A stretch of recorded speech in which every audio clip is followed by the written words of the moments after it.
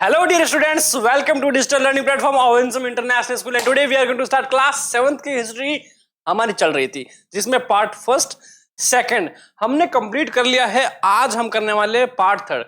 देखो जितने भी पार्ट में ये डिवाइडेड होगा चैप्टर आपका वो आपकी अंडरस्टैंडिंग के लिए है ताकि आपको पर्टिकुलर इरा और उस इरा में होने वाले चेंजेस जो है वो आपको समझ में आए।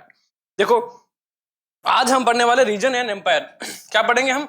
रीजन एंड एम्पायर पढ़ने वाले। पर इससे पहले हमने क्या पढ़ा था? हमने देखा भाई जो जनरली वर्ल्ड में पेपर का जो इन्वेंशन है या फिर पेपर जो सामने आया उसके बाद कौन कौन से चेंजेस स्टार्ट हुए वो एक अलग इरा था, वो अलग मैटर था।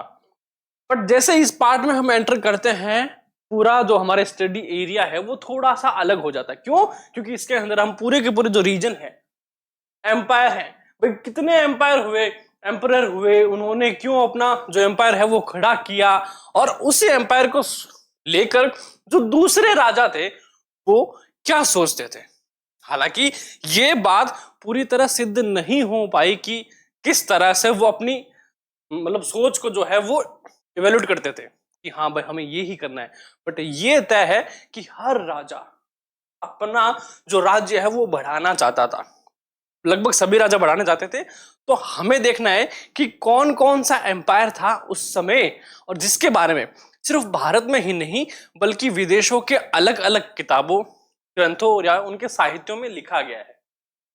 उसके बाद अब अगर हिस्ट्री की हम बात करें तो हिस्ट्री के अंदर हमारे जितने भी कॉन्सेप्ट हैं, जितनी भी चीजें हुई है वो हमें प्रूफ होती है हमें मिले हुए रिसोर्सेज से। और अगर मैं बोलूं है ना कि मैं पिछले जन्म में एक बहुत बड़ा राजा था तो ये बात सिर्फ मैंने कही है ना। किसके बारे में कही है? मैंने मेरे बारे में कही है। तो आप क्या सोचोगे? अरे ये तो सर बोल रहे हैं, सर की बात का कौन विश्वास करे? सर तो अपनी तारीफ करेंगे ना। क्या करेंगे? सर तो अपनी तारीफ करेंगे। पर अगर दूसरे जो लोग हैं वो भी यही माने कि हाँ दीपक सर पिछले जन्म में राजा थे, हमने ये बात देखी है, प्रूफ की है, फील की है ना, जो भी XYZ इसके पीछे का कारण हो, तब क्या करेंगे? लोग इस बात को मानेंगे और तब एक्चुअल में वो सही होगी जब एक के अलावा दूसरे लोग भी उस बात को मानने को तैयार हो। ध्यान से सुनना मेरी बात कि यहां जो जिन राजाओं के जैसे चोल वंश हो गया, मुगल वंश हो गया, तुगलक वंश हो गया, इनके बारे में हम पढ़ेंगे। इनके खुद के लिखे हुए ग्रंथों के बारे में भी जानकारी है हमें। इसके साथ साथ जो देश के बाहर जिसमें मिस्र का ग्रंथ भी है और अलग अलग देशों से आए हुए यात्री हैं और दूसरे जो एम्पायर है वो इनके बारे में लिख रहे हैं कि हाँ भाई इन्होंने ये किया, इन्होंने ये किया, इन्होंने ये किया और उसकी स्टडी कर रहे हैं कि आखिर क्यों किया। करेक्ट है कि नहीं है? तो बस वही जो इरा है, वही जो चीजें हैं वो आज हमें पढ़नी है कि कैसे। और आज के बाद जो आपके का हिस्ट्री का पर्सपेक्टिव होगा वो थोड़ा सा अपग्रेड होने वाला है। क्यों? क्योंकि वो चीजें तो हमने पढ़ ली कि बेसिक ये हुआ था, ये हुआ था, ये हुआ था, ये होता। अब हम जाने वाले पूरे एक्चुअल उस इरा में कि हाँ जब जब जो लोग हैं राजा बन रहे थे, राजा आ रहे थे, युद्ध हो रहे थे और अपने अपने वंश साम्राज्य को बढ़ाने की तैयारी कर रहे थे। इसी के साथ करते हैं स्टार्ट आज का चैप्टर का टॉपिक है region and empire. So region and empire, large states like those of the Cholas. सारे जितने वंश हैं अलग अलग चैप्टर के साथ है, मतलब कि हम उस वंश को भी डीप में पढ़ने वाले हैं। सो चोला वंश जो है वो आएगा चैप्टर नंबर सेकंड, यानी इससे अगला चैप्टर है। सब्र की पेटी हमें थाम लेनी है ना, जल्दबाजी नहीं करनी, क्योंकि अगर हम जल्दबाजी करेंगे तो सारा गुड़ गोबर हो जाएगा। आराम से पढ़ना है, हर एक चीज को समझ के पढ़ना है, क्योंकि हिस्ट्री जो है वो सिर्फ डेट पर डिपेंड नहीं करती। उस इरा में कौन कौन सी घटनाएं हुई वो सब भी इंपॉर्टेंट है इसके अंदर। तुगलक वंश पढ़ेंगे चैप्टर 3 में और मुगल वंश आएगा चैप्टर नंबर 4 में। सो encompassed many regions. A Sanskrit Prasasti, see chapter number 2 for example of Prasasti. Prasasti क्या होती है? एक तरह का अभिलेख जिसको हम कहते हैं कि भाई लिखे हुए अवशेष कागज पर या फिर किसी पत्थरों पर गढ़े गए। अब एंशियंट लैंग्वेज हमें पता है कि जो पुराने लोग थे वो कौन सी भाषा यूज करते थे? संस्कृत, है ना। और संस्कृत भाषा जो है वो सभी भाषाओं की क्या है? जननी है। praising the Delhi Sultan Ghiyasuddin Balbal 1216-1287 explained that he was the ruler of West Empire that stretched from Bengal, जिसको गोड़ा बोलते थे, in the east of Ghazni, Gajjana, in Afghanistan, in the west, and included all of South India, Dravida people of different region, Goda, Andhra, Kerala, Karnataka, Maharashtra and Gujarat apparently fled before his armies. अब देखो यहां पर एक छोटा सा question आता है, generally आ रहा होगा कि सर गज्जना, गोड़ा, द्रविड़ा ये क्या है? आपने जनगण मन सुना है ना, राष्ट्रगान, पंजाब, सिंध, गुजरात, मराठा, है ना, द्राविड़, उत्कल, बंगा, उसी के अंदर इन सभी राज्यों का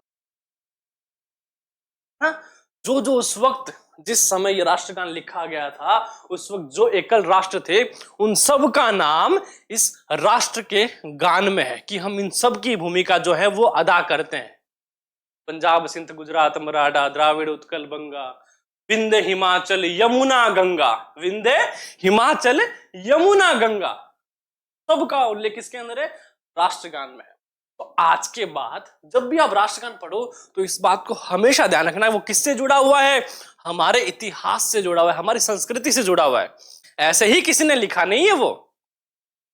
तो यहां पर ये क्या बोल रहा है कि एक प्रशस्ति है संस्कृत की, इसमें जो हमारे दिल्ली के सुल्तान है, कब के? 1266 से 1287 के बीच कौन थे? गयासुद्दीन बलबन। एक्सप्लेन करते हैं कि उनका जो एम्पायर था वो कहां से लेकर था? बंगाल से लेकर गजनी तक, Afghanistan, in the west and include all of south India, पूरा का पूरा जो साउथ इंडिया है, पूरा का पूरा जो साउथ इंडिया है वो बताते हैं अपने अधिकार क्षेत्र में, Dravida. So people different region जैसे गोड़ा है, आंध्रा है, Kerala, Karnataka, Maharashtra and Gujarat apparently fled before his armies, है ना। तो इनकी आर्मी वहां सब चल रहा था। ये लिखा किस में गया है? हम बात कर रहे हैं सुबोध की, संस्कृत की प्रशस्ति है जो हम चैप्टर 2 में उनका जो एग्जाम्पल है वो देखने वाले। अब यहां जो है मोस्ट ऑफ द रूलर्स हैं जिनके हमने नाम लिए, जो चोल वंश है, तुगलक वंश है, मुगल वंश है, ये सारे। अब धीरे धीरे हम उन राजाओं को, उन सम्राटों को, उन मुगल सरदारों को रिकॉग्नाइज करना शुरू कर देंगे उनके नाम से। जब भी ऐसा कुछ फोटो आए, जैसे ये देखो फोटो आपके सामने है, इनके हाथ में फूल है, क्या है? फूल है। तो इनका जो है हर एक सिंबल है, हर एक मुगल सरदार का हुआ, हर एक राजा का हुआ एक सिंबल है, जिससे अगर उनका एनिमेटेड सीनरी भी बना होगा तो आप इजीली उसको रिकॉग्नाइज कर पाएंगे। जैसे देखो ऊपर वाली बात देखो, घोड़ा है, पीछे क्या हुआ? नगरी बनी हुई है, तालाब है, हाथ में तलवार है, घोड़ा एकदम शान से खड़े हैं। तो ये चोल वंश के हैं, हिंदू सम्राट, ये चोल वंश के, ये मुगल वंश के, ये तुगलक वंश के, ऐसे हम पहचानने लगेंगे। सो सबसे पहले उनको पढ़ना जरूरी है।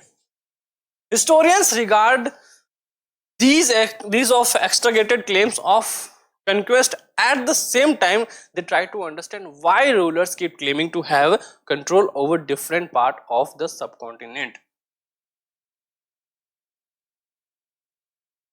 एक तरफ तो क्या हो रहा था? क्लेम हो रहे थे, क्लेम कर रहे थे लोग, भाई ये जो जंग है हमने जीती है, वो उसने जीती है, वो उसने जीती है। और दूसरी तरफ अब देखो होगा क्या, यहाँ होगा ये कि हमारे पास तो लिखे हुए अवशेष हैं, है ना, जितने भी एविडेंस है, सबूत है, चाहे वो प्रशस्ति के क्षेत्र में हो, चाहे वो लिखे हुए ग्रंथ हो, चाहे साहित्य हो, कुछ भी हो, हमें जो पढ़ने के लिए मिला हम वो पढ़ रहे हैं। बट क्या होता है, वो सारे अनअरेंज्ड होते हैं ना, कोई भी अरेंज नहीं होता। तो जो हिस्टोरियंस है ना, वो क्या करते हैं, वो उनको अराउंड टाइम जो है कि इस टाइम में कौन कौन सी घटना हुई, उनको वन बाय वन क्या करते हैं, अरेंज करते हैं। अरेंज करने के साथ साथ उनको ये भी चेक करना होता है कि ये जो इंसिडेंट हुआ है, यानी नंबर फर्स्ट में जो इंसिडेंट हुआ है, क्या इसका कहीं और उल्लेख है या फिर सिर्फ इसी राजा ने ऐसे अपने मतलब के लिए लिखवा दिया। तो ये ध्यान रखना पड़ता है।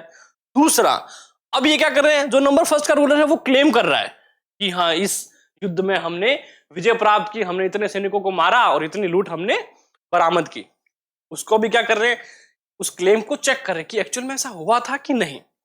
फिर उनके बाद वो ये समझने की कोशिश कर रहे हैं कि हाँ ये सब लूटपाट कर रहे थे, मार रहे थे लोगों को, क्लेम कर रहे थे, तो आखिर क्यों जो रूलर है वो अपने साम्राज्य को बढ़ाने की कोशिश कर रहे थे। और शायद इसका जवाब हमारे पास हो कि क्यों कोई भी रूलर अपने किंगडम एरिया या फिर अपनी बाउंड्री को बढ़ाना चाहेगा। क्यों बढ़ाना चाहेगा? पॉपुलैरिटी, पावर, ये दो चीज हैं जो सबसे ज्यादा कोई भी किंगडम है, कोई भी राजा है, इवन अब आज के टाइम में जो सिंगल पर्सन है वो भी यही चाहता है ना, क्या हो कि उसका जो एक पर्सपेक्टिव हो समाज के अंदर, एक सोसाइटी के अंदर, वो क्या हो, एकदम पॉजिटिव हो और वो फेमस रहे, लोगों के बीच, चर्चा के बीच रहे। चाहता है ना, हर कोई ये चाहता है कि है ना, बस वो क्लास का पॉपुलर रहे, वो स्कूल का पॉपुलर रहे और वो उस एरिया का पॉपुलर रहे, है ना। और उसके लिए वो क्या कर रहे हैं, कंटिन्यू अपने आप को क्या कर रहे हैं, डेवलप कर रहे हैं, बढ़ा रहे हैं, अपग्रेड कर रहे हैं। सो ये जो राजाज थे, जितने भी किंग वगैरह थे, वो सारे यही चाहते थे कि उनकी जो पॉपुलैरिटी बढ़े, उनकी पावर बढ़े, हर कोई उनके सामने से क्या करे, सर झुकाए। तो शायद कुछ ना कुछ यही रीजन रहा, है ना। और दूसरा क्या रहा कि भी अपने जो राज्य में जितने भी लोग हैं उनकी सुरक्षा वो तो रहता ही है, वो उनका कर्तव्य है। ये सारे कारण थे किसी भी राजा का, है ना, किसी भी एम्पायर का बढ़ना, उसका पॉपुलर होना, उसके बारे में लेख लिखवाना। तो क्या लगता है आपको, क्यों कोई राजा अपने बारे में लिखवाएगा कि हमने उसको दान दिया, है ना, हमने ये विजय प्राप्त की, हमने उनको हराया, क्यों? अपने आप को पॉपुलर करने के लिए, ताकि लोग उसकी बात माने। अगर वो राजा ऐसे काम करेगा ही नहीं, वो किसी को बताएगा नहीं कि मैंने तो कुछ नहीं किया, मैं तो आराम कर रहा हूं, तो क्या कोई दूसरा व्यक्ति, कोई उसी के किंगडम एरा का कोई भी आदमी क्या उस पर विश्वास करेगा, क्या उससे डरेगा, क्या उसकी बात मानेगा? नहीं, वो कभी नहीं मानेगा। तो उनके लिए थोड़ा ये लीडरशिप जो वाला माहौल था ना, वो जरूरी था उनके लिए। तो ये रीजन था उनका ये सब करने का। अब ऐसी नहीं है कि सिर्फ मैं बोलूंगा, हिस्टोरियंस हैं वो भी बताएंगे इनके बारे में कि हाँ एक्चुअल में ऐसा कुछ था, जिनके एविडेंस हमें मिले हैं। ये इंडिया का मैप है, पहले का है, करेक्ट। अब provinces of Delhi Sultanate during Mohammad Tughlaq reign according, इसकी बात कर रहे हैं भैया। जो मोहम्मद तुगलक जो बता रहा था, जो हमें बता रहा था, जो संस्कृत की प्रशिष्टि थी, वो कहां से थी भैया? बंगाल से लेकर ईस्ट गजनी तक थी, जो कि अफगानिस्तान के अंदर है। फिर जो वेस्ट इंक्लूड, जितना भी साउथ इंडिया था, वो सारा इनके कब्जे में था, करेक्ट। साउथ इंडिया की बात कर रहा हूं, इनके कब्जे में था भैया, मोहम्मद तुगलक की बात कर रहे हैं, ठीक है। अब वहीं पर region according to Egyptian source Masalik al Absar fi Mamalik al Amsar of Shihabuddin Umari, इनके द्वारा एक एविडेंस दिया गया है, उनके अकॉर्डिंग रीजन है इनका मोहम्मद तुगलक का। याद रखना, मोहम्मद तुगलक का डेट मेंशन कर लेना सबसे, 1266 से लेकर 1270। तो अगर हम इस मैप की बात करेंगे तो कब से कब तक का है? 1266 से लेकर 1283 तक का है, ताकि हमें कंफ्यूजन ना हो। और किसका है? ये है मोहम्मद तुगलक का, इसका मोहम्मद तुगलक का। किसके अकॉर्डिंग? अगर ये नाम याद रहे तो ठीक है, वरना इसको अलग से लिख लेना। इजिप्टियन कोई सोर्स है, क्या नाम है उसका? मसलिक अल अबसरफी ममलिक अल अमसर। किसका है? शिहाबुद्दीन उमारी का है ना। तो या फिर शिहाबुद्दीन जो नाम है वो लिख लेना। अगर आप ममलिक लिखते हो तो आपको जो एक्स्ट्रा पॉइंट्स मिलेंगे। और ये मसलिक अल अबसरफी ममलिक अल अमसर जो है, ये उस सोर्स का नाम है, उस बुक का नाम है जिसके अंदर ये लिखा गया है शिहाबुद्दीन उमारी के जरिए। और इस किताब का जो है वो आपको किसी भी कॉम्पिटिटिव एग्जाम में पूछता है ना। तो ये क्या है? मोस्ट इंपोर्टेंट है कि जो मोहम्मद तुगलक 1266-1287 तक उसका जो इंडिया के जो किंगडम थे, उनके जो अवशेष मिले हैं, उनकी जो पुष्टि है वो कौन से ग्रंथ से होती है? जो शिहाबुद्दीन उमारी ने लिखा है। ऑप्शन आपके पास 4 आएंगे, उसमें से एक होगा क्या होगा? मसलिक अल अबसर फी मलिक अल अमसर, है ना, ये याद रखना है हमें। अब देखो इसके अंदर क्या है, रोमन नंबर और उनके जो एरियाज हैं एम्पायर, उनके नाम लिखे हैं। सिस्तान है, उच्च है, मुल्तान है, कालानूर है, लाहौर है, समाना है, सृष्टि है, कुरहम, हंसी, दिल्ली, बदायूं, कन्नौज, कारा, अवध, बिहार, लक्षोती, झाजनगर, मालवा, गुजरात, देवगिरी, तेलंगाना, तेलंगाना है, तलंज है, त्रवस मुद्रा है और माबार है। ये सारे के सारे रीजन यहाँ है। पहला पॉइंट ये ध्यान रखना की है। दूसरा, अगर आप थोड़ा सा नोटिस करो तो क्या है, जितने भी नगर आज के टाइम में ये हैं प्रेजेंट में, ये जो हैं वो उनके पुराने नाम है। क्या है? पुराने नाम है। जैसे नंबर फर्स्ट पर है स्विस्तान, अब यहां पर शायद प्रेजेंट में इसका नाम बदल गया हो, पर पहले क्या बोलते थे? इसको स्विस्तान बोलते थे। नंबर 9 पर है हंसी, नंबर 9 पर है हंसी, कहाँ गया? और इसका प्रेजेंट में नाम कुछ और है। फिर अवध है, बिहार है, लक्षोती है, झांसनगर है, मालवा है, ये नाम पास्ट में कुछ और थे, प्रेजेंट में कुछ और है। इससे हमें ये जानकारी मिलती है। हालांकि ये नाम अगर याद रहे तो ठीक, अदरवाइज जरूरी नहीं है, बट ये बताना जरूरी है कि हाँ, जो तुगलक के बारे में, जो मोहम्मद तुगलक के बारे में संस्कृत प्रशस्ति जो है वो कह रही है 1266 से 1287 की, कहाँ की प्रशस्ति है? भारत की प्रशस्ति है, बता रही है। जिसका एग्जाम्पल चैप्टर नंबर 2 में उसको हम डीप में पढ़ेंगे, है ना। अभी के लिए सिर्फ जान लेना बहुत है कि हाँ ऐसी थी। क्यों? क्योंकि अगर हम इसको डीप में पूरा पढ़ने जाएंगे तो ये हमारे सर के ऊपर से जाएगा, तो इससे बेटर है कि हम उसको थोड़ा थोड़ा थोड़ा थोड़ा पढ़े। करेक्ट। संस्कृत प्रशस्ति है जिसकी पुष्टि, जिसका वेरिफिकेशन जो है वो कहाँ हुआ है? जो अपने हुआ है दिल्ली सुल्तनत का। और कौन सा रिसोर्स है? इजिप्शियन सोर्स है, मसलिक अल अबसर फी मलिक अल अमसर। ये नाम मैं बार बार इसलिए बोल रहा हूं ताकि आपको याद हो जाए। तो लैंग्वेज एंड रीजन, अब रीजन के साथ साथ जितने भी एम्पायर हैं या फिर कोई जगह है, पर्टिकुलर प्लेस है, वहां की भाषा से तात्पर्य। अब इसका बिल्कुल एग्जाम्पल प्रेजेंट में देख लो। प्रेजेंट में एग्जाम्पल क्या है? जैसे हम राजस्थान की बात करते हैं। राजस्थान में क्या कहते हैं कि हर 1 किलोमीटर में जो बोलियां हैं, बोलने के तरीके हैं, वो बदलती है और कुछ किलोमीटर बाद भाषा जो है वो बदल जाती है ना। अगर राजस्थान में मारवाड़ी भाषा की बात करें तो वो भी अलग अलग तरह की है। शेखावटी है ना, देसी है, देहाती है, बहुत तरह की लैंग्वेज है। तो वो क्या है? उस पर्टिकुलर रीजन की आइडेंटिटी है ना, उसकी आइडेंटिटी कि हाँ भाई वहां के लोग हैं जो ऐसी तरह की बोलियों का उपयोग करते हैं। सो इन 1318 द पोइट अमीर खुसरो, क्या नाम है? अमीर खुसरो। हिंदी साहित्य में भी अमीर खुसरो की जो दोहे हैं वो भी बहुत ज्यादा प्रसिद्ध हैं। ये इतिहासकार भी हैं, ये पोइट भी हैं, और इनका योगदान इतिहास, भारतीय इतिहास के अंदर भी है ना, जिसमें साहित्य आता है। So noted that there was, उन्होंने क्या नोट किया, क्या लिखते हैं वो? A different language in every region of this land, like Sindhi, Lahori, Kashmiri, द्रास मधुरी in southern Karnataka, Telangani in Andhra Pradesh, Gujari in Gujarat, Mabari in Tamil Nadu, गारे in Bengal, Awadhi in eastern Uttar Pradesh, and Hindavi in the area around Delhi. किसके बारे में बात कर रहे हैं?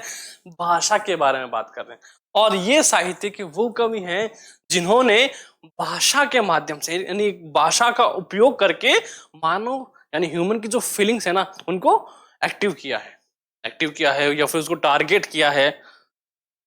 So Amir Khusro went on to explain that in contrast to these languages, there was Sanskrit which did not belong to any region.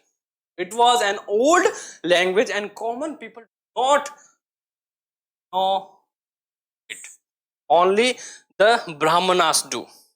अब यहां पर एक छोटा सा और चीज जो है के सामने आती है। क्या बताया इन्होंने? बताया कि अमीर खुसरो ने ये नोटिस किया। देखो यहां पर मैं क्या बात कर रहा हूं, यहां पर मैंने बात की कि कौन सी प्रशस्ति है? संस्कृत की प्रशस्ति है, जिसके बारे में उल्लेख मिला है। और उसमें क्या लिखा गया है? उसमें लिखा गया है मोहम्मद तुगलक के बारे में, है ना, कि उसका एम्पायर ये था, उसकी प्रशस्ति होती है। वहीं पर टाइम मेरा आता है, कब की बात कर रहे हैं ये, कि अपने उस टाइम की 1318 की बात कर रहे हैं, है ना, उसके बीच की बात कर रहे हैं ना, जो तुगलक था उसी के बीच की बात कर रहे हैं कि हाँ, इन इन जगह की जो लैंग्वेजेस थी, भाषा थी, वो ये थी, बट इनमें कहीं भी संस्कृत जो है उसका इंट्रोडक्शन हमें नहीं मिलता है। वो क्या है? उसका मतलब ये है कि देखो, संस्कृत जो लैंग्वेज थी वो हर कोई नहीं बोलता था, जैसा कि इन्होंने कहा, सिर्फ ब्राह्मण जो है वो बोलते थे। अब क्या होता था, यहाँ की जितने भी पुराण वेद थे, है ना, एक छोटी सी अलग सी बात है थोड़ी सी, कि जितने भी पुराण थे, वेद थे ना, उनका जो, क्या बोलते हैं उनको, उनका जो वाचन जो है वो केवल ब्राह्मण ही करते थे। तो हर राजा के पास ऐसे कुछ ब्राह्मण जो ड्यूटी पे लगे हुए थे, और यही वेद और कुछ चीजें जो हैं वो उनका उल्लेख करते थे, है ना, बताते थे कि ये हुआ था, आपको क्या करना चाहिए, आपको इनको दान करना चाहिए, आपको इनको ये करना चाहिए। बट कुछ टाइम बाद, है ना, कुछ लोग ऐसे सामने आए जिनको लगा कि नहीं, ये चीजें उनके लिए अच्छी हैं बट समाज के लिए सही नहीं है। तो उन्होंने क्या किया, उन पर्टिकुलर लोगों की बात कर रहा हूं, है ना, जो जिनमें मोस्टली कौन है, जिनमें मोस्टली है ट्रैवलर्स हैं, तो बाहर से भारत या फिर कहीं देश घूमने आए हुए थे उन्होंने, तो उन्होंने क्या हुआ, संस्कृत सीखी, और इन जितने भी वेद हैं उनका अनुवाद जो अपनी भाषा में किया। क्यों? क्योंकि ये बहुत ज्यादा इन्फ्लुएंस थे इन वेदों से, इन साहित्यों से, इन किताबों से। करेक्ट। तो यहां पर दो चीजें सामने आती है। अब यहाँ कह रहा है कि सिर्फ ब्राह्मण थे वही था, हाँ, क्योंकि उनकी जो दैनिक पाठ्यचर्या थी उसमें यह था कि एक ब्राह्मण होने के नाते आपको संस्कृत आनी चाहिए, और आपको इनका वाचन है उन राजाओं के लिए करना है ना, जो इंपॉर्टेंट इवेंट होते थे उसी के अंदर जो ब्राह्मण था वो सबके लिए वाचन करता था, अदरवाइज सिर्फ राजा के लिए ही करता था। तो वही बताते थे कि आपके इस ग्रंथ में ये लिखा गया, इस ग्रंथ में ये लिखा गया है यहाँ पर। So did you notice that the names by which language are known have changed over time, कि जिन भाषा की ये बात कर रहे हैं, और हाँ, संस्कृत जो है, मैंने कि जैसे कहा, ये सारी भाषाओं की मातृभाषा है, हर एक शब्द जो है वो संस्कृत से लिया गया है, जितनी भाषा हम आज बोलते हैं उनका जन्म संस्कृत भाषा से ही हुआ है, इतना आपको याद रखना है। दूसरा, जैसा कि मैंने रीजन के बारे में कहा कि मैप के अंदर बहुत सारे रीजन ऐसे नाम ऐसे लिखे हुए हैं जो आज के टाइम में नहीं है बट पुराने उनके नाम है, बिल्कुल वैसा ही कुछ भाषा भी ऐसी हैं जो अकॉर्डिंग टू टाइम बदल गई है। जैसे कि फॉर एग्जाम्पल मैं बताऊं आपको, गजरी बोलते हैं इन गुजरात, है ना, गजरी अभी कौन सी बोलते, गुजराती ही यूज करते हैं उस लैंग्वेज के नाम में, ठीक है।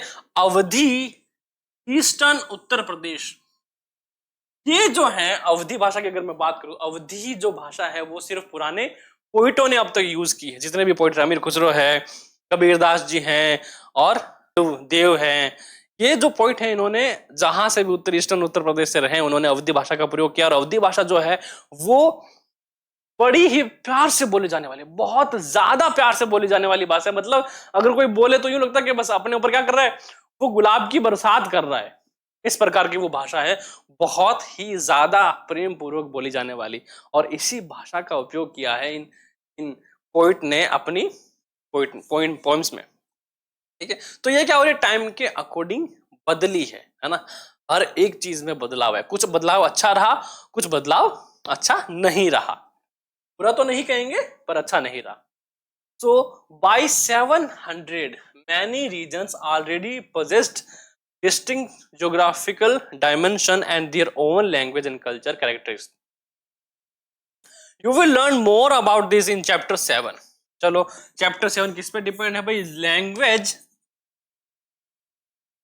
और उनके रीजन में, भाई कौन कौन सी रीजन में कौन कौन सी लैंग्वेज है उसको डीप में पढ़ेंगे। सो अब ये चैप्टर जो है वो भी अरेंज इसलिए किए गए हैं ताकि आपको समझ में आ जाए, क्योंकि अगर मैं स्टार्टिंग में अगर भाषा की बात लेके बैठ जाऊं कि ये थी तो आपको समझ में नहीं आएगा। क्यों? क्योंकि देखो अलग अलग रूलर आए, आज कोई रूलर राज कर रहा है तो दूसरे में क्या हुआ, हमला हुआ, आक्रमण हुआ, दूसरे ने उसको जीत लिया, तो क्या हुआ, रूलर चेंज हो गया।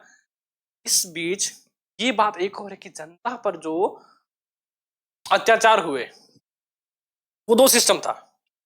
देखो पहले सिस्टम क्या था, पहले सिस्टम था कि जो लड़ाई है वो राजा जैसे समझ लो कि कोई दो राजा हैं, है ना, तो राजा की राजा के साथ होती थी, जनता अपने अलग मदमस्त है ना, जनता का राज्य जो है, जनता जो है वो अपने अलग ही है, उनको कोई हानि नहीं पहुंचाता था जब तक, ध्यान रखना एक्सेप्शन है कि कोई क्रूर राजा ना आ जाए तब तक। अगर कोई राजा समझदार है, क्रूर नहीं है, वो सिर्फ राज्य हत्याना या फिर अपना एम्पायर बढ़ाना चाहता है, वो क्या करेंगे, आपस में ही फाइट करेंगे या फिर उनके सैनिकों के साथ फाइट करेंगे। और उससे बेहतर क्या होता था कि भाई सिर्फ राजा लड़ते थे, जो राजा जीत गया उसका राज्य, है ना। यहां पर जनता को किसी हानि नहीं होती थी, इसलिए बहुत सारे युद्ध हुए पास्ट में, उनमें जनता को हानि नहीं पहुंची। और बहुत सारे ऐसे युद्ध हुए जिनमें उन राजाओं ने जनता को भी नहीं बख्शा। बताऊंगा ऐसे राज्य के बारे में, बताऊंगा ऐसे साम्राज्य के बारे में बताऊंगा जिसने पूरे की पूरी जनता को मौत के घाट उतार दिया था, सबको लूट लिया था। और ये बताऊंगा आगे हम बात करेंगे कि ऐसा कौन सा राजा था या फिर जो कहीं का भी हो जिसने बहुत ज्यादा बार या फिर सिर्फ लूट के लिए जो आक्रमण हुए, है ना, 18 से 20 बार सिर्फ आक्रमण किया गया, किसके लिए, सिर्फ लूटने के लिए। उसके बारे में भी हम बात करेंगे, उन सब का जिक्र आपके टिप में नहीं है, बट हाँ जितना आपको जानना चाहिए, जितना आपके चैप्टर के लिए है, वो सारा मैं आपको बताऊंगा। बहुत सारे इंटरेस्टिंग फैक्ट आने वाले हिस्ट्री में जो आपने कभी ना सुने होंगे ना देखे होंगे, बस उनको फील करना, मजा आ जाएगा। So they were also associated with specific ruling dynasties. There were considerable conflict between these states. Occasionally dynasties like the Cholas, Khaljis, Tughlaqs and Mughlaqs were able to build an empire that was pan-regional, spanning diverse regions. Not all these empires were equally stable or successful. Correct है, एक ही time में अलग अलग reason थे, लोगों ने, जो राजा थे उन्होंने अपना अलग अलग रीजन बना रखा था, और सारे जो हैं वो एक जैसे एक ही लेवल पर नहीं स्टैंड करते थे। कुछ ज्यादा सक्सेसफुल, कुछ ज्यादा नहीं, कुछ के पास बहुत ज्यादा सैनिक थे, कुछ के पास बहुत ज्यादा technology in the sense war जो टेक्निक्स होती हैं वो बहुत ज्यादा थी, कुछ के पास नहीं थी। कुछ सैनिक जो थे बहुत ज्यादा पावरफुल थे, कुछ के ज्यादा पावरफुल नहीं थे, बट दिमाग से काम ले रहे थे, है ना। कुछ के पास हथियार थे और कुछ के पास एनिमल्स, घोड़े हैं और हाथी हैं, वो सब वो थे, है ना। तो अलग अलग तरह की चीजें रही हैं। When the Mughal Empire declined in the 18th century, it led to re-emergence of regional states. Chapter 8 किसके बारे में है, मुगल एम्पायर। कि जब मुगल एम्पायर पूरा का पूरा एक अपने डाउनफॉल में चला गया था, फिर क्या हुआ, reemergence of regional states, chapter 8 में पढ़ेंगे। But years of imperial pan regional rule had altered the character of the regions across most of the subcontinent. The regions were left with the legacies of the big and small state that had ruled over them. ये कुछ मुगल सरदार हैं, मुगल राजा है, जहांगीर है, अकबर है, बाबर है। इनका ये हुआ कि इन्होंने राज किया, और जब राज किया तो कुछ अप्स एंड डाउन्स भी हुए, कुछ अच्छी चीजें हुई, कुछ बुरी चीजें हुई, और बहुत सारी चीजें ऐसी हुई कि इन्होंने अपनी छाप सी छोड़ दी पीछे। हाँ, इन्होंने रूल किया, जनता का समर्थन भी किया, कुछ अपने फेवर में काम किए, कुछ उनके फेवर में काम किए, बहुत सारे कर लगाए गए, बहुत सारे कर हटाए गए। तो इनका साम्राज्य तो रहा, जनता वहां की वहां थी, बट इनके जो रूलिस पावर थे वो क्या हो गए, टाइम खत्म हो गए। और फिर एक कुछ इरा के बाद इन्होंने वापस डेवलप किए। जैसे हम आज जंग लड़े, आज हमने जंग जीत ली, बट वहीं क्या हुआ, कल को किसी और ने आके हमें हरा दिया, फिर परसों हमने क्या, फिर से जंग लड़ी, हम जीत गए। तो ये सब चल रहा था, है ना। छोटे स्टेट थे उन पे रूल कर रहे थे, बड़े स्टेट पे उन पे रूल कर रहे थे, और अपने ही रूलिंग सिस्टम को बेहतर बनाने की कोशिश कर रहे थे। तो this was apparent in the emergence of many distinct and shared traditions in the realms of governance, the management of the economy, elite culture and language. Through the thousands year between 700-715, the character of the different region did not grow in isolation. These regions felt the impact of larger pan-regional forces of integration without ever quite losing their distinctiveness. इसका मतलब क्या है? इसका मतलब यह है कि हर कोई रूलर, उसकी एक अलग पहचान है। आप सारे जितने भी रूलर हैं उन सबको नहीं बता सकते कि हाँ सारे एक जैसे हैं, सारे एक ही थाली के चट्टे बट्टे, या फिर उन्होंने एक जैसा किया, नहीं।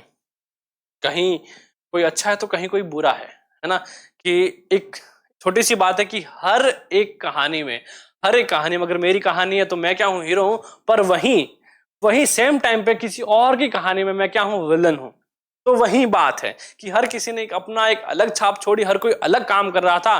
किसी ने इकोनॉमी को बढ़ाया, किसी ने मैनेजमेंट को अच्छा किया, किसी ने बिजनेस को बढ़ाकर, किसी ने कर लगा दिए, और किसी ने जनता को जनता को आत्मनिर्भर बनाया, किसी ने जनता के साथ ही लूट खसोट की। तो ये सब चल रहा था, ये नॉर्मल थिंग थी उनके लिए जो ये सब कर रहे थे, उन राजाओं के लिए। बट हमारे पास क्या, हमारे पास उस सब को पढ़ने के लिए स्टडी मटेरियल है कि हाँ हम पहचान सकते हैं कि किन किन तरह के राजा कौन कौन से हुए, किस किस टाइम में हुए। जैसे कि यह बात कर रहा है कि thousands throughout the thousands year between 700 750 the character of the different region did not grow in isolation. Isolation में नहीं हुआ था उनका कैरेक्टर, सब जितने भी बिल्डअप हो रहे थे वो सारे सबके सामने थे, सब जानते थे कौन सा राजा कैसा कौन सा नहीं, और वो अपने बारे में तारीफ करवाते थे।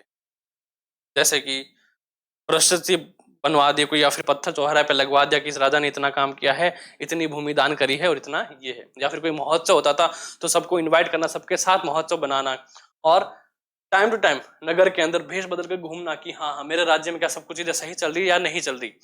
ये बताऊंगा कि किन किन राजाओं ने इन चीजों का इन्वेंट किया था कि हाँ मुझे ये करना चाहिए मैनेजमेंट के लिए, ये नहीं करना चाहिए, ये अच्छा है या फिर ये बुरा है ना। ये सारी बातें समझने की। उसके साथ अगर मैं नोट्स की बात करूं तो जब भी कोई इंपॉर्टेंट चीज आएगी तो मैं आपको बता दूंगा कि आपको नोट कर लेनी है। बाकी सारी चीजें आपके समझने की है कि हाँ ऐसा कुछ हुआ था और ये फिर चल रहा था, है ना। हर बातें यहां लिखने की नहीं होती। So old and new religion, पुराना और नया रिलीजन, धर्म की बात करें, the thousands year of history that were exploring witnessed major development in religion tradition.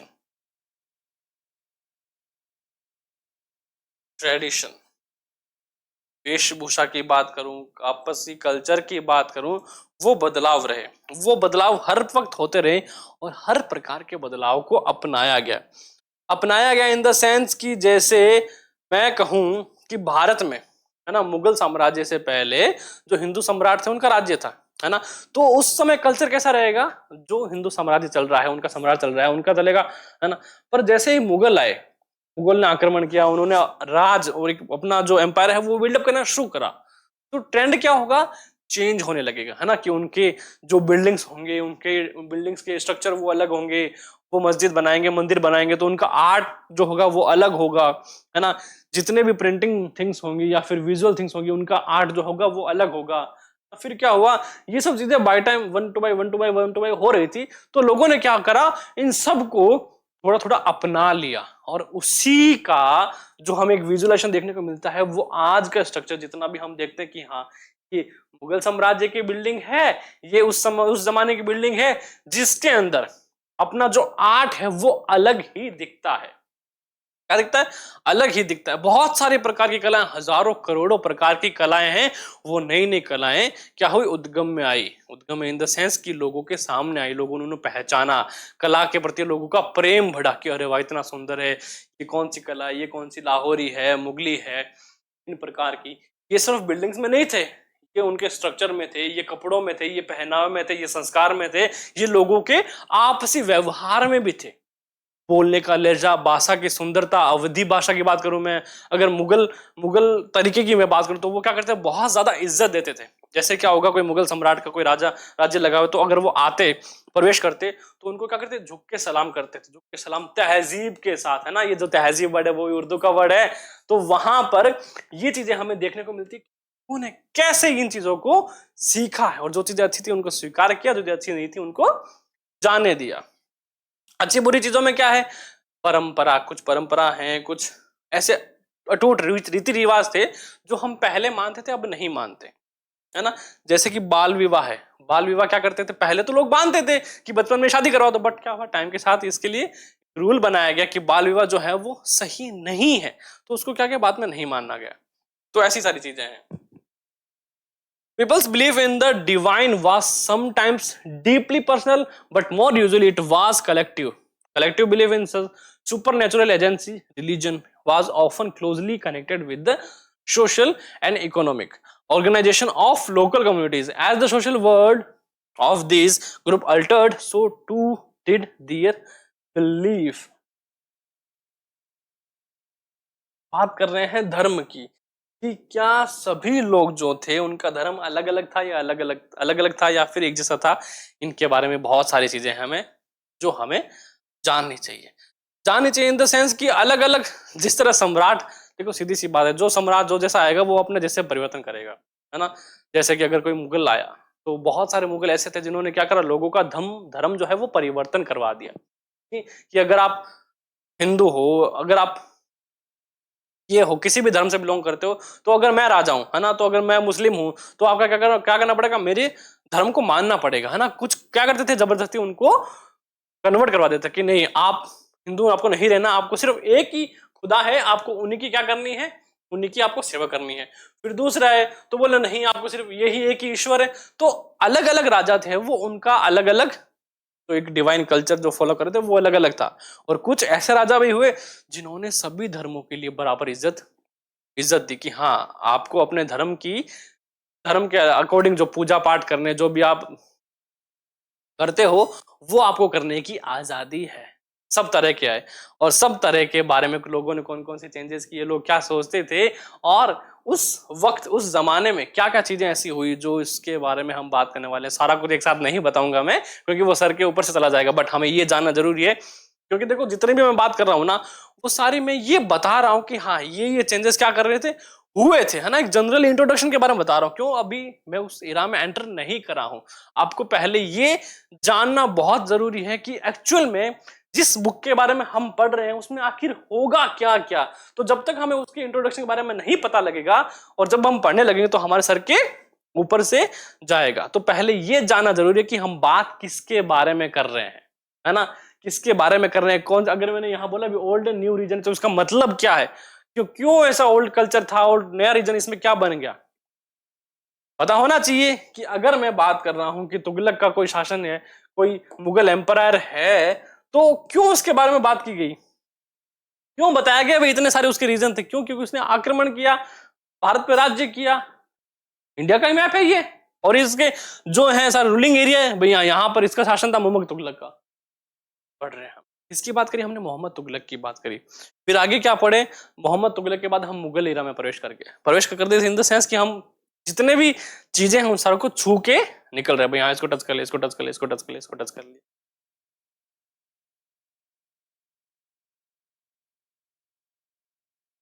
ये सारी जो फोटो है,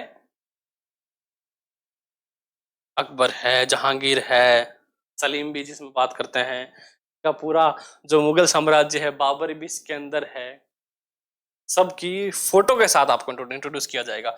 बट आप अभी के लिए सिर्फ एक बार देख लो कि हाँ ऐसी ऐसी शक्लें हैं और ऐसी ऐसी इनके सिंबल्स बने हुए हैं, फिर आपको समझ में आएगा कि हाँ एक्चुअल में मैं बताने की कोशिश क्या कर रहा था, कि क्या सर बताना चाह रहे थे। तो हमने ओल्ड एंड न्यू रिलीजन की बात करी कि कैसे धर्मों को पहले मानते थे फिर बाद में मानने लगे, और एक समय के बाद कुछ राजा ऐसे थे जो बौद्ध धर्म में भी विश्वास करते थे, है ना। जैसे मैं बात करूं सिकंदर महान के बारे में, आपने सुना होगा कि उसने बहुत ज्यादा कत्लेआम किया था, बहुत ज्यादा मारकाट की थी, एक समय पे उसने तबाही मचा दी थी। क्या मचा दी थी, तबाही मचा दी थी। बहुत स्टार्टिंग की मुगल उसकी गुप्त साम्राज्य समय की बात कर रहा हूं मैं, जब सिकंदर का आक्रमण हुआ था, और उस समय क्या हुआ था, एक बौद्ध भिक्षु थे, वो वहां से गुजर रहे थे, तो उन्होंने एक बात बोली थी, वो बात तो मेरे को याद नहीं बट बताऊंगा मैं अगली क्लास में बता दूंगा। उसने उस वर्ड को सुनकर सिकंदर इतना प्रभावित हुआ कि उसके बाद उसने कभी भी जिंदगी में कत्लेआम नहीं किया। हमें उसके बाद से उसने उस धर्म को अपना लिया। इवन अपनाने के बाद वो उसी को क्या कर रहा है, शेयर कर रहा है लोगों के साथ कि आप भी क्या करना चाहिए, आपको ऐसा धर्म अपना लेना चाहिए और कत्लेआम नहीं करना चाहिए, लोगों को नहीं मारना चाहिए, लोगों की सेवा करनी चाहिए और लोगों की इज्जत अफजाई करनी चाहिए।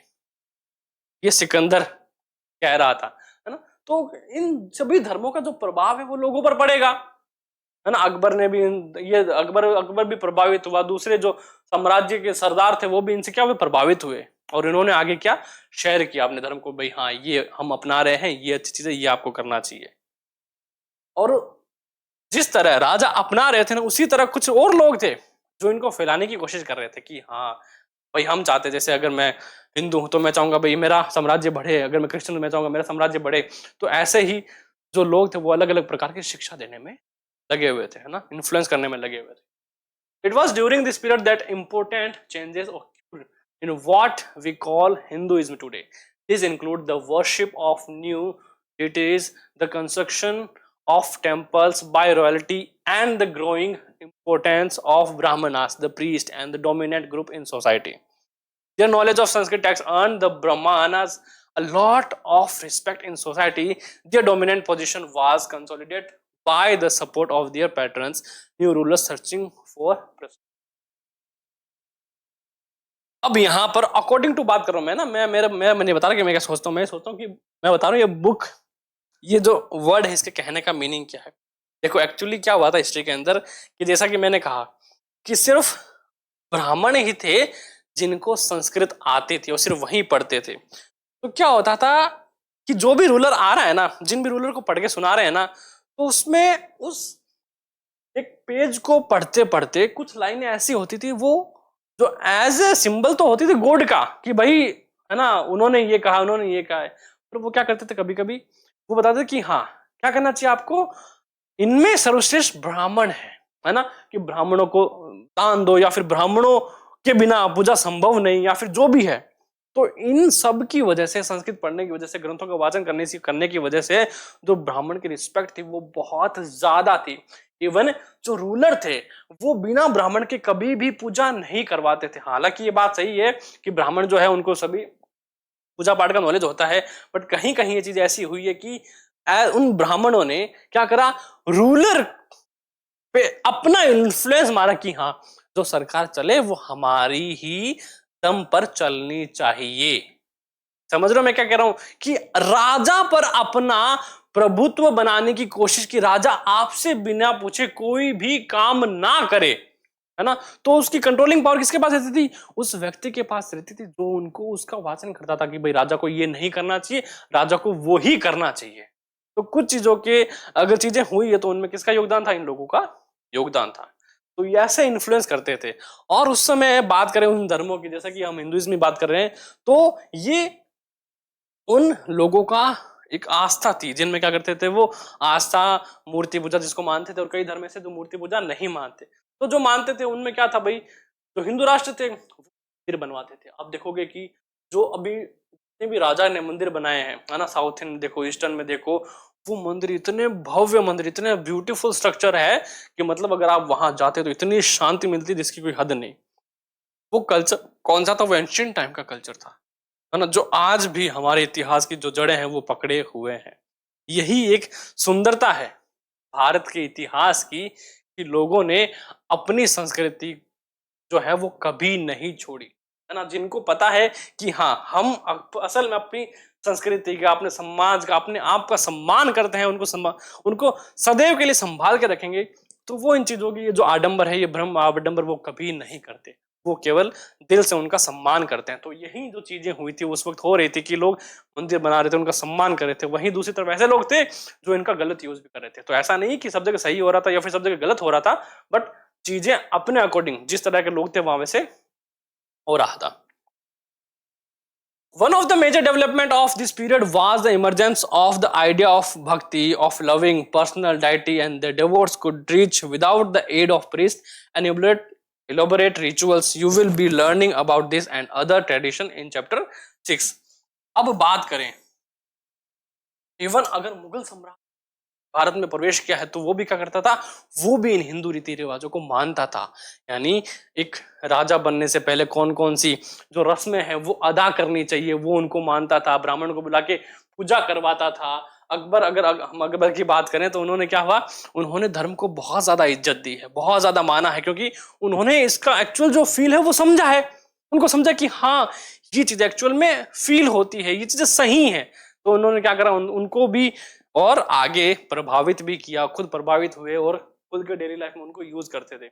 और उसी का जो चीजें हैं भाई, एक धर्म के अंदर क्या होनी चाहिए, सबके धर्म की अलग अलग खास बात है, और हिंदू धर्म की भी अपनी अलग खास बात है कि हाँ लोगों का सम्मान करें, उनको भाव को समझें, और आदर सम्मान जो भी सब कुछ था वो हो रहा था। बट इस इरा में चीजें क्या हो रही थी, कंस्ट्रक्ट हो रही थी, बहुत सारी बिल्डिंगें बन रही थी, मंदिर बन रहे थे, लोग पूजा पाठ में बहुत ज्यादा विश्वास करने लगे थे। जितने भी लोग हैं वो अपने अपने धर्म को मान रहे थे, उनको बढ़ाने की कोशिश कर रहे थे। तो एक इरा ऐसा आया था, एक टाइम ऐसा आया था जब सब जगह लड़ाइयां तो रुक गई थी, लड़ाइयां तो रुक गई थी, युद्ध रुक गए थे, बट क्या हुआ, वहां उस समय लोग सारे अपने अपने धर्म की क्या कर रहे थे, अपने अपने धर्म के बारे में बता रहे थे कि हाँ ये धर्म ऐसा है, ये धर्म ऐसा है, आपको देखो जो आपकी इच्छा है वो आप करो, है ना, जो आपको पसंद आ रहा है उसमें आप शामिल हो जाओ। तो भक्ति समुदाय जो थे वो बनने लगे, और आश्रम जो है वो बनने लगे, लोगों के अलग अलग ग्रुप बनने लगे, और अलग अलग तरह की तो शिक्षा थी वो दी जाने लगी लोगों को। This was also the period when new religions appeared in the subcontinent. Merchants and migrants first brought the teaching of the Holy Quran to India in the 7th century. कब की बात कर रहा है, 7वीं शताब्दी की ये बात कर रहा है। So Muslim regard the Quran as their holy book and accept the sovereignty of the one God, Allah, whose love, mercy and bounty embrace all those who believe in Him without regard to social background. क्या हुआ था कि एक समय ऐसा था भारतीय महाद्वीप के सबकॉन्टिनेंट एरिया में कि जब धर्म इतना प्रचलित था कि लोग चारों तरफ धर्मों की ही बात कर रहे थे, धर्मों को पूजना, उनको मानना, मूर्ति पूजा करना। और उसी वक्त हमने देखा कि क्या कर रहे थे, जितने भी राजा थे वो मंदिरों का निर्माण कर रहे थे, आस्था के जितने भी संदेश है वो दे रहे थे, पूजा स्थलों का निर्माण कर रहे थे, उनकी सुरक्षा कर रहे थे। तो एक तरह से चल क्या रहा था कि सिंपल सी अगर मैं बात बताऊं आपको, तो चल ये रहा है कि एक समय के अनुसार हर चीज का एक काल क्रम जो है वो निर्धारित हो रहा है। कि एक समय ऐसा रहा कि जब जो मानव था वो लर्निंग स्टेज पे था, हालांकि ये ताउम्र लर्निंग स्टेज पे रहेगा। मैं बात कर रहा हूं आदि मानव की, है ना, जो स्पीसीज थी वो क्या करती थी, वो इन सब चीजों को सीख रही थी, जिसमें क्या था, जिसमें एक तो डेली लाइफ था, है ना, रोजमर्रा की जिंदगी कैसे है वो सीख रहे थे।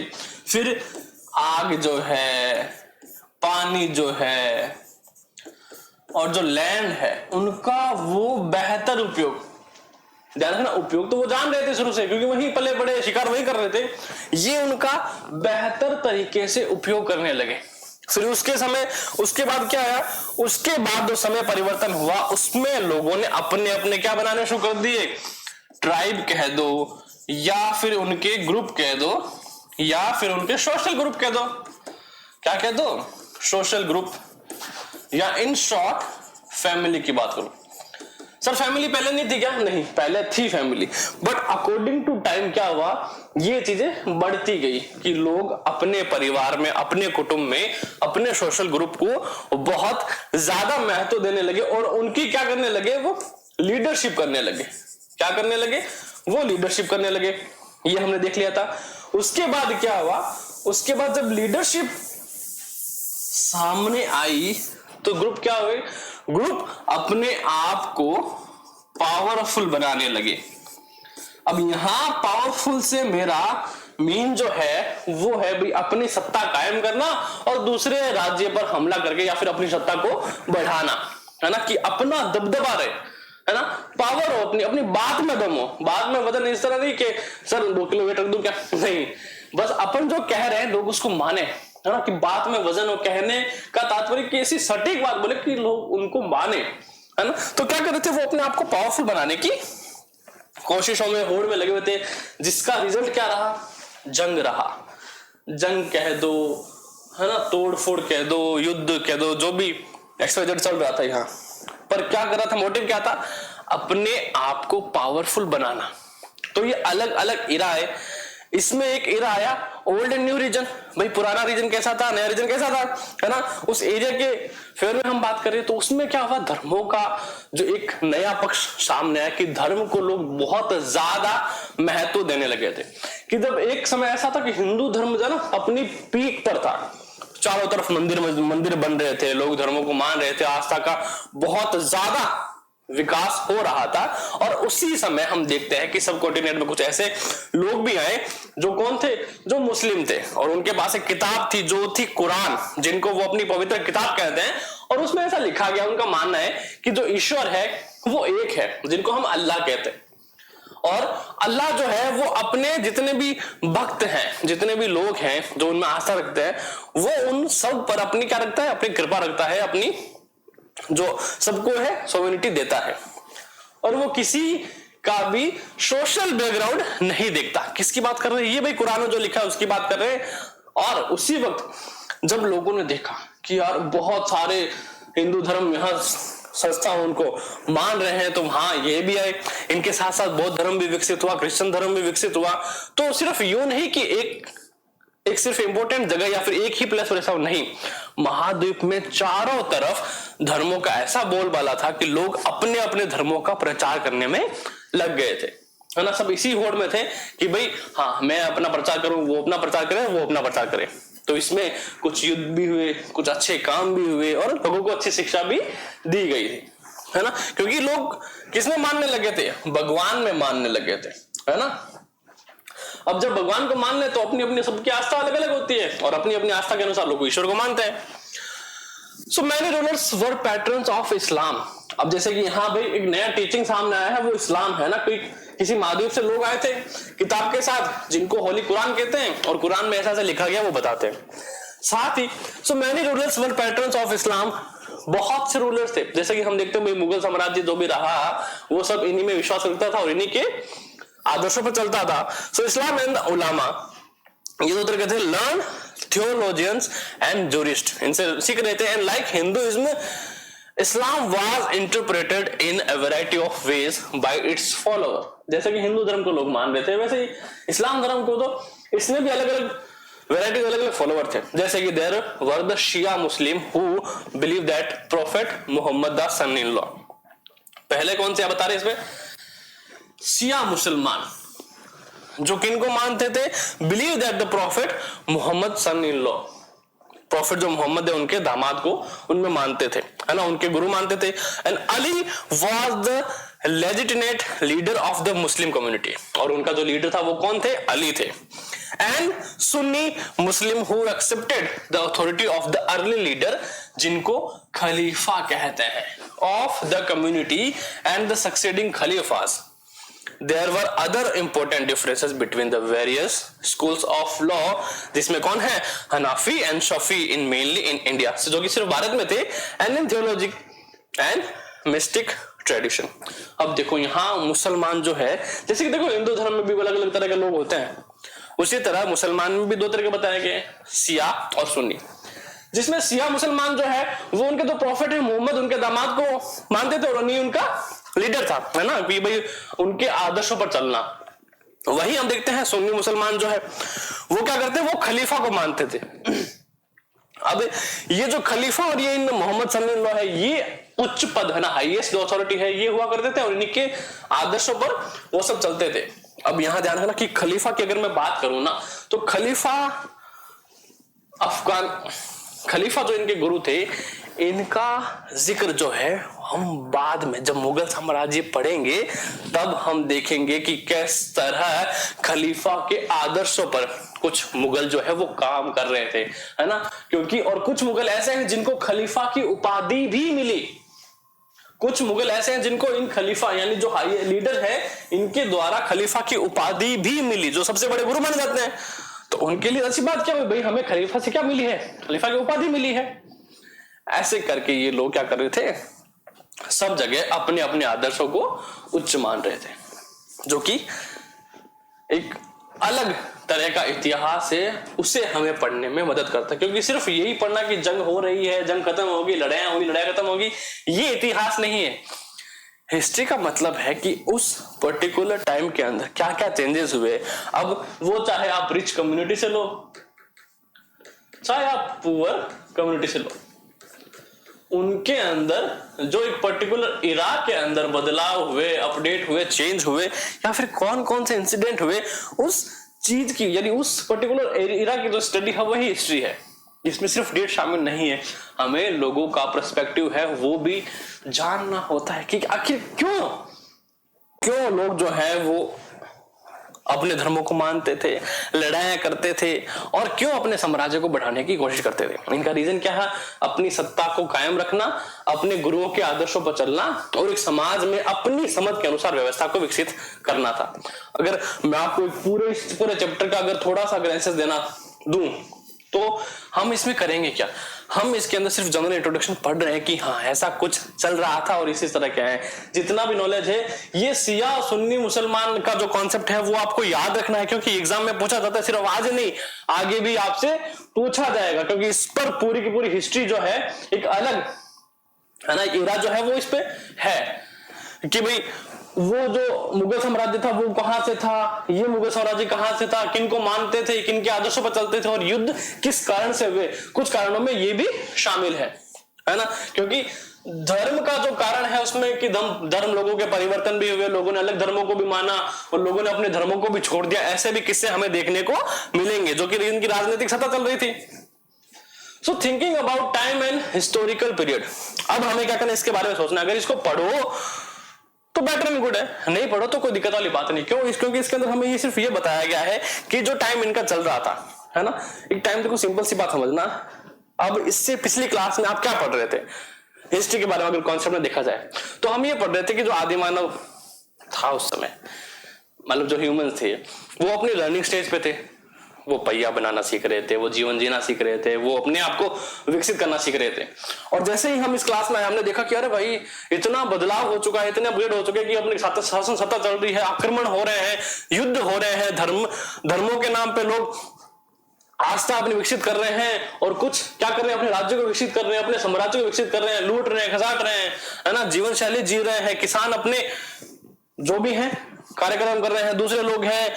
और साथ ही साथ जहां धर्म की बात आएगी तो ध्यान रखना कि हमें वहां एक इंपॉर्टेंट चीज याद करनी है कि धर्म का जब भी जिक्र हो तो हमें यह नहीं भूलना है कि जब धर्म का जिक्र शुरू हुआ तब शिक्षा का भी महत्व बढ़ गया था। सर वो क्यों बढ़ गया था? जैसा कि मैंने आपको बताया कि देखो कुछ लोग थे संस्कृत जानते थे, तो यहां जाहिर सी बात है कि कुछ लोग बाहर से आए थे, होली क्रॉस जिनको मानते वो क्या करते थे, उनको पढ़ा रहे थे, क्या कर रहे थे, पढ़ा रहे थे उनके बारे में कि हाँ हमारी किताब में ऐसा ऐसा लिखा गया है, तो जो इस किताब में पढ़ेंगे वो क्या करेंगे, उसको फॉलो करेंगे। बिल्कुल वैसे ही जो ग्रंथ थे, वेद थे, पुराण थे, उनको पढ़ा कौन रहे थे कि जो ब्राह्मण है वो पढ़ा रहे थे उनको।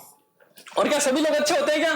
नहीं, सभी लोग अच्छे नहीं होते, कुछ इसका फायदा भी उठाते हैं। तो इतिहास में यह भी हमें देखने को मिलता है कि कुछ लोगों ने क्या करा, इनके फायदे उठाए कि भैया अगर मैं पढ़ रहा हूं तो उसको तो आता नहीं है, तो मैं क्या करूं, अपने हिसाब से दो लाइनें जोड़ के बता दूं तो क्या उसको पता लगेगा? नहीं पता लगेगा।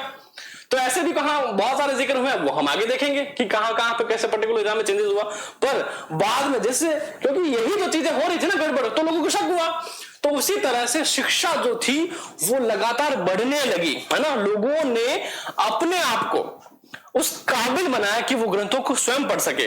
तो धीरे धीरे हम देखते हैं कि वो जो संस्कृत केवल वो जानते थे, ब्राह्मण जानते थे, उसका वर्चस्व धीरे धीरे क्या बढ़ रहा था, है ना। एक आम आदमी जो वो उसको सीखने लग गया था, जो शिक्षा की श्रेणी में आगे जाना चाहते थे वो सीखने लगे।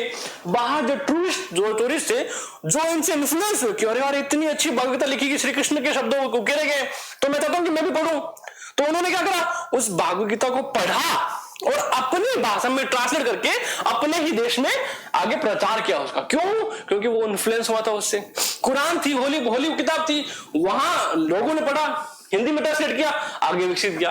बाइबल थी, पढ़ा लोगों ने, ट्रांसलेट किया, आगे शेयर किया।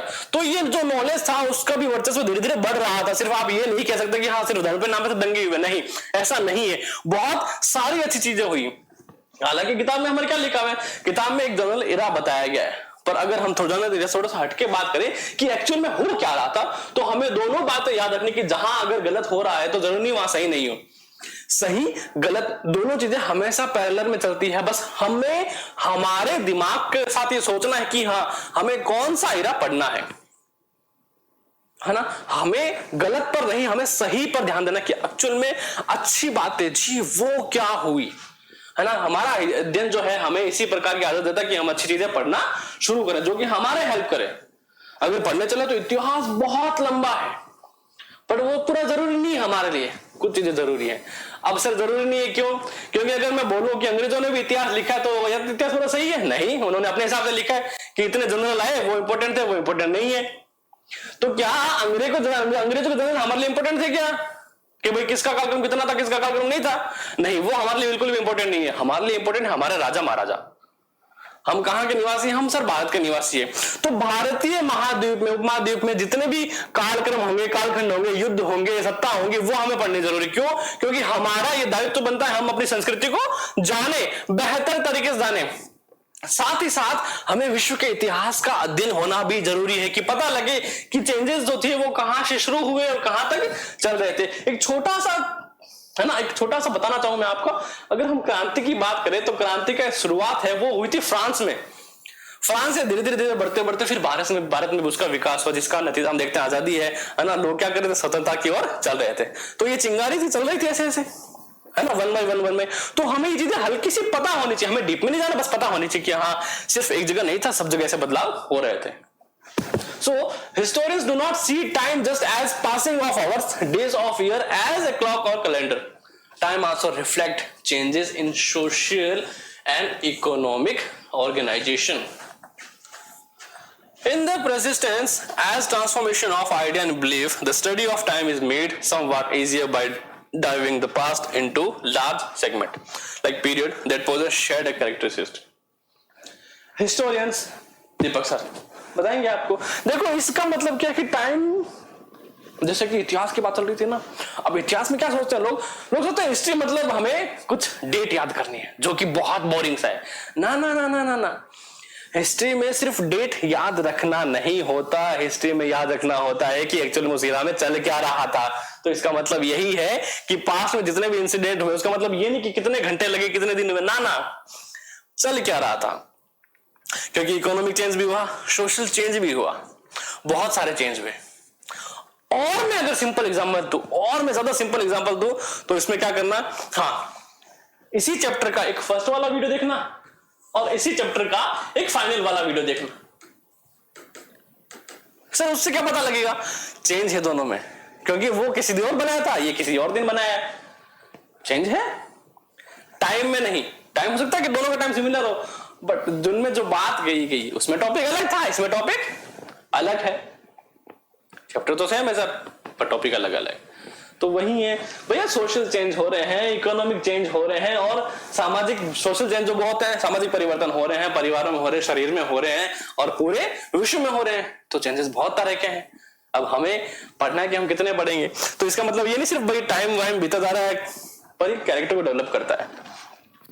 In the middle of the 19th century, British historians divided history of India into 3 periods: Hindu, Muslim and British. अब देखो सबसे है ना, सबसे जो बुरी बात बताता हूं मैं आपको, है ना, हिस्ट्री के अंदर कि हमें चीजें अच्छी कैसे पता लगनी है। अब देखो अंग्रेजों ने ना बहुत से बुरे काम किए, जिनमें एक बता रहा हूं, एक और है। क्या करा जब ब्रिटिश का राज था ना, तो उनका ये मानना था भाई फूट डालो राज करो। क्या करो भैया? फूट डालो और राज करो। इनको कुछ आता तो है नहीं, है ना, क्योंकि उनकी नजरों में हम थे भैया इलिटरेट, है ना, ऐसी सत्ता, ऐसा समाज जिसको खाने तक का ज्ञान नहीं है, उनका ये कहना था। बट ऐसा है क्या? ऐसा नहीं है, उनकी समझ से परे है हम एक्चुअली में। तो देखो उन्होंने क्या करा, जो ब्रिटिश हिस्टोरियंस थे उन्होंने अपनी समझ के अनुसार, ध्यान सुनना, अपनी समझ के अनुसार भारतीय इतिहास को किसमें डिवाइड किया? हिंदू, मुस्लिम और ब्रिटिश में। बताओ सबसे गलत बात और सबसे बेकार बात है ये। क्या करना चाह रहे हैं? वो हमें तोड़ना चाह रहे हैं। भैया इनमें कोई फर्क है क्या? है ये मतलब एक इरा आपने दे दिया, हिंदू का इरा है, दूसरा मुस्लिम का इरा, जरूरी है क्या? अब अगर यहां मैं देखूं, है ना, क्या हुआ, टीचिंग ऑफ 7th सेंचुरी में बढ़ रहा था, तो सिर्फ क्या होली कुरान था, उधर कुछ नहीं था। क्यों नहीं था? क्रिश्चियन थे, हिंदू थे, बौद्ध, सारे धर्म थे, वो अपने अपने साथ पहले चल रहे थे, और लोग सभी धर्मों का आदर कर रहे थे, बिल्कुल कर रहे थे जबरन। अब यूं तो नहीं किसी को काट मार के, पर वो युद्ध की बात अलग है, वो हम अलग चीजें से पढ़ेंगे। बट लोगों का आपसी ज्ञान तो काम करता है, लोगों में समझ तो है थोड़ी कि हमें किन चीजों को करना है, किन चीजों को नहीं करना है। तो ये संदेश थे दिए गए किसके द्वारा? जो किताबें हैं, ग्रंथ है, वही हमें सिखाते हैं भाई हमें क्या करना चाहिए, क्या नहीं करना चाहिए, और वही हमारी समझ को और ज्यादा विकसित करता है। तो उन्होंने क्या किया, हिंदू, मुस्लिम और ब्रिटिश में कर दिया, जो कि बिल्कुल सही नहीं। जबकि एक्चुअल में जो प्रेजेंट में हम पढ़ते हैं इंडियन हिस्ट्री, वो है एंशिएंट हिस्ट्री, मिडाइवल हिस्ट्री और मॉडर्न हिस्ट्री। ये हिस्ट्री पढ़ते हैं हम, है ना, प्राचीन काल का इतिहास, भारत का प्राचीन इतिहास, भारत का मध्यकालीन इतिहास और भारत का आधुनिक काल का इतिहास।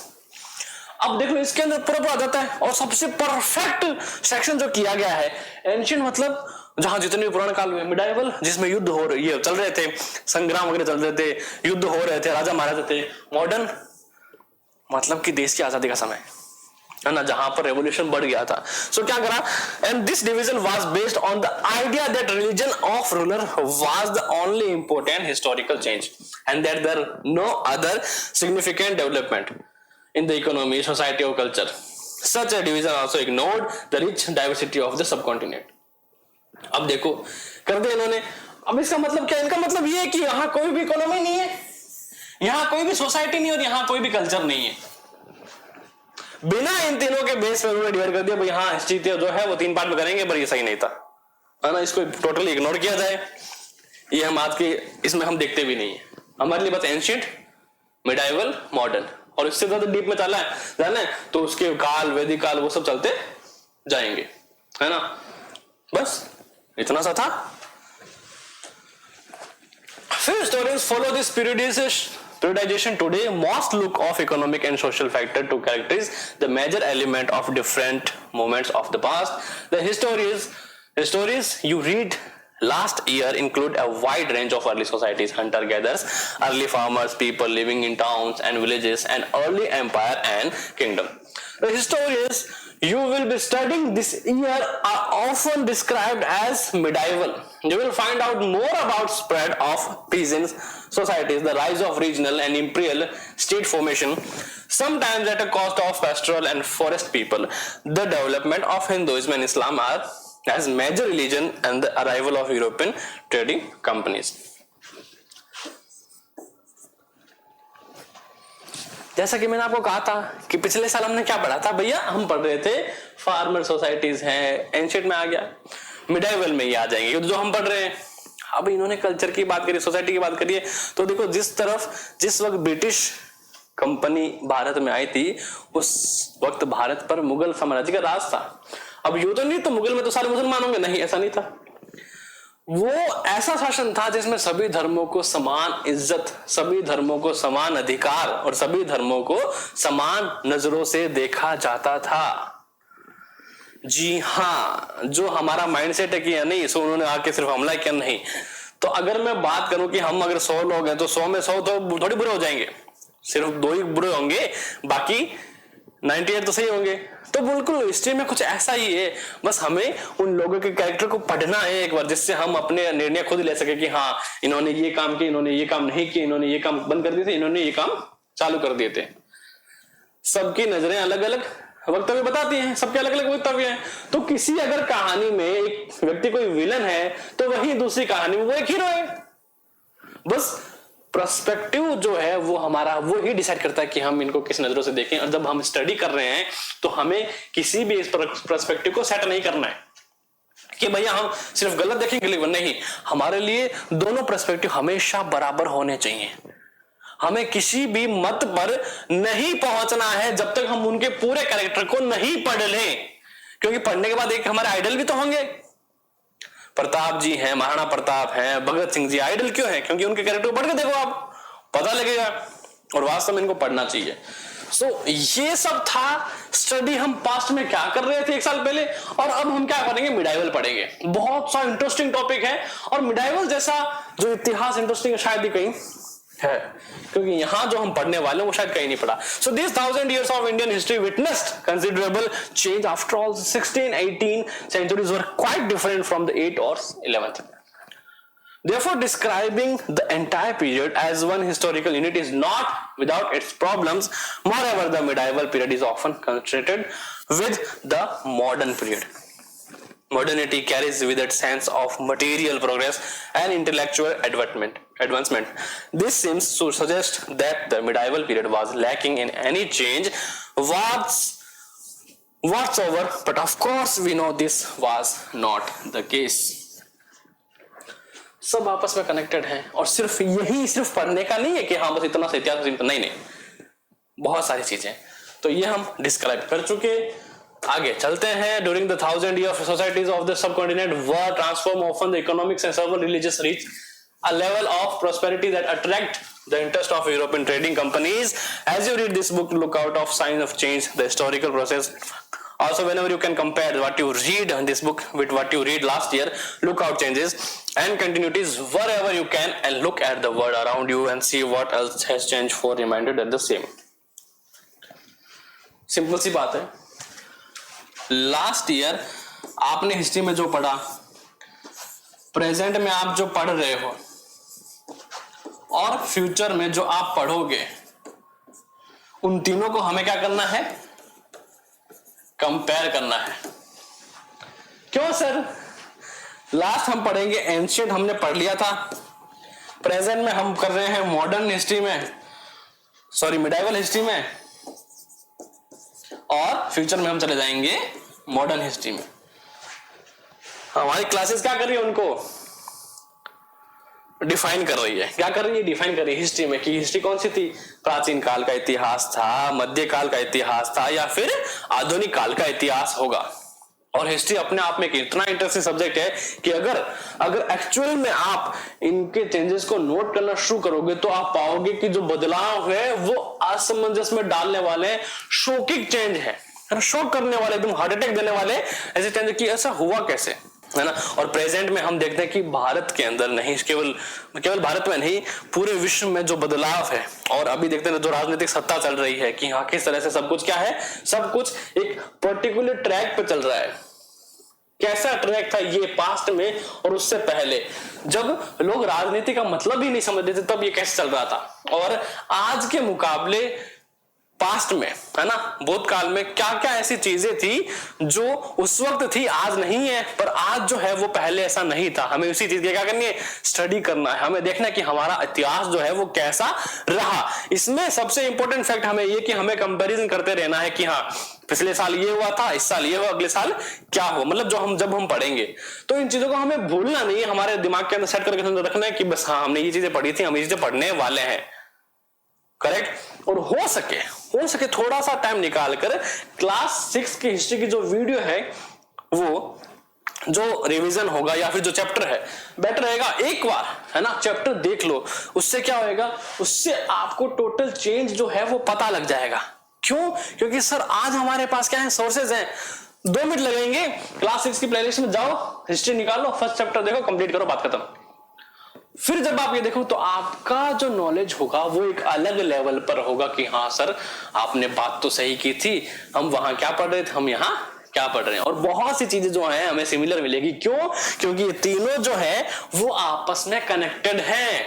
क्या है? आपस में कनेक्टेड है। तो ये चैप्टर जो आज का हमारा है कंप्लीट हो गया। इसमें फैक्ट जो थे वो ज्यादा नहीं थे, बट बात समझने की इंपॉर्टेंट थी, क्योंकि जनरल इंट्रोडक्शन है। और अगर आप 7th क्लास में इतने फैक्ट दे दिए जाए तो बातें सारी सर के ऊपर से जाएगी। तो ये क्या चाहते हैं? ये चाहते हैं कि आपको उस चैप्टर को समझाना, आपको हिस्ट्री की इंपॉर्टेंस बताना कि एक्चुअल में कौन कौन से चेंजेस हो रहे थे, थोड़े बहुत जो आपको पता होने चाहिए। चैप्टर कर देते हैं finish. So imagine you are a historian. Choose one of the themes mentioned in this chapter, such as economic, social or political history, and discuss why you think it would be interesting to find out the history of that theme. क्या करना है आपको? एक topic choose करना, economic, social और political history. आपके पास book है, political science की है, हिस्ट्री की है, ज्योग्राफी की है, और पॉलिटिकल साइंस का अंदर आपको इकोनॉमिक का चैप्टर मिल जाएगा। क्या करना है? कोई भी एक थीम चूज करो। सपोज दैट मैंने इकोनॉमिक सेक्शन लिया है, तो देखो कि एंशिएंट टाइम में इकोनॉमी कहां था, मिडाइवल में चेंजेस शुरू हुआ, है ना, इकोनॉमिक चेंजेस बहुत ज्यादा शुरू हुआ, और मॉडर्न में आते आते सबसे ज्यादा जो बदलाव हुए वहां की इकोनॉमी में हुआ। प्रेजेंट में क्या चल रहा है?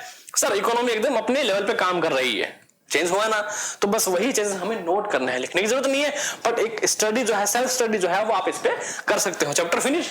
सो आज के लिए बस इतना ही, फिर मिलेंगे नेक्स्ट चैप्टर के साथ। उससे पहले हम करेंगे इसके क्वेश्चन आंसर, सो वो करेंगे नेक्स्ट वाले सेशन में।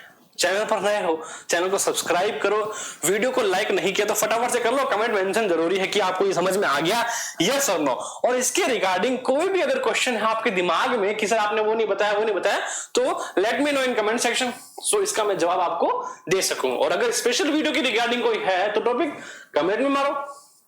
Okay, so stay tuned on Winsome international school, keep learning keep growing. जय हिंद।